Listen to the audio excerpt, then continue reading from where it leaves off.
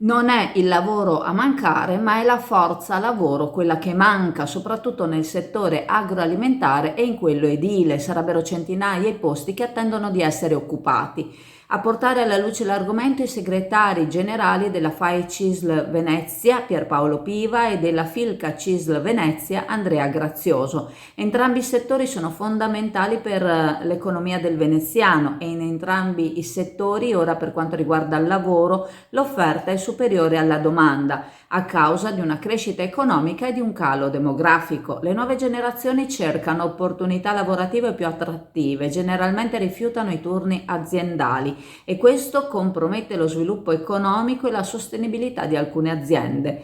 Il settore dell'agroalimentare va reso maggiormente attrattivo, ha affermato Piva, soprattutto per i giovani. 300 sembrano essere i posti vacanti, 1 migliaio invece posti vacanti nel settore edile, afferma Grazioso, con manodopera non più giovanissima, un'età media di 55 anni, con un numero di pensionamenti più alti rispetto ai nuovi ingressi. Un lavoro ricco di futuro, comunque, con immobili vecchi che necessitano di interventi di riqualifica e la necessità di figure professionali in grado quindi di attivarsi. Necessità di formazione richiesta dalle innovazioni apportate nel settore e necessità anche di una formazione per quanto riguarda la lingua italiana per le realtà che invece provengono da fuori della nostra nazione.